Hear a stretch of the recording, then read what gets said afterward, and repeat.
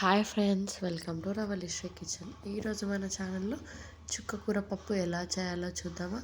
చాలా టేస్టీగా అండ్ సింపుల్గా, చాలా హెల్తీగా ఇలా ఆకుకూర పప్పు చేసుకొని తింటే చాలా బాగుంటుందండి. ఆకుకూర తినని వాళ్ళు కూడా ఈ పప్పులో వేస్తే తింటారండి.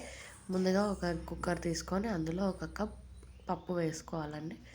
ఇప్పుడు పప్పులోకి కొన్ని వాటర్ వేసుకొని బాగా శుభ్రంగా కడుక్కోండి. ఒక 2-3 సార్లు కడుక్కున్న తర్వాత మనం ఆల్రెడీ చుక్క కూరను కూడా కడుక్కొని కట్ చేసుకొని పెట్టుకున్నామండి.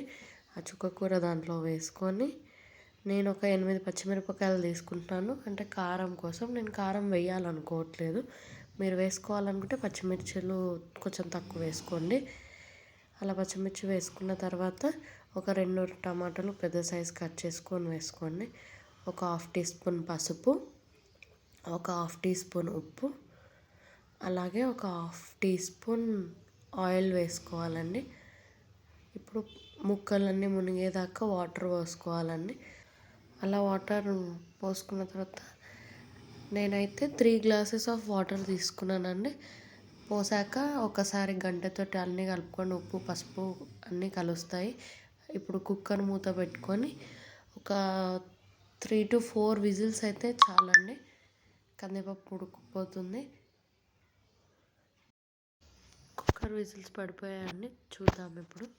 ఇలా ఓపెన్ చేస్తే చూసారా, పప్పు చాలా బాగా ఉడికిపోయింది. ఒకసారి గంటతో కలిపి ఇప్పుడు ఒక కడాయి పెట్టుకొని అందులో ఒక 1.5 స్పూన్ ఆయిల్ వేసుకోవాలండి.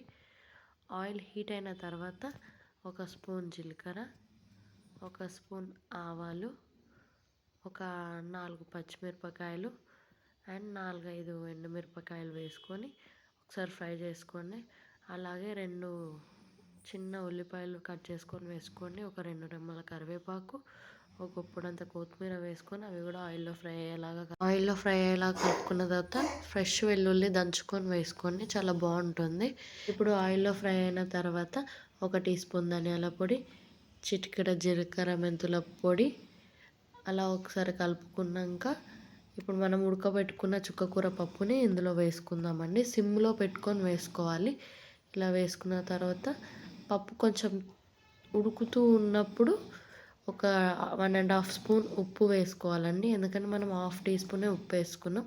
ఇలా ఒకసారి కలుపుకుంటే మన పప్పు రెడీ అయిపోతుందండి. ఇప్పుడు సర్వింగ్ బౌల్లోకి తీసుకుందామా. చాలా టేస్టీగా అండ్ చాలా ఈజీగా, చాలా హెల్తీగా, చాలా బాగుంటుందండి. ఆకుకూరలు తినని వాళ్ళు కూడా ఈ పప్పులో వేసుకొని తింటే చాలా బాగుంటుంది. ట్రై చేసి చూడండి. Thank you for watching this video. Subscribe to Ravalisri kitchen. Thank you.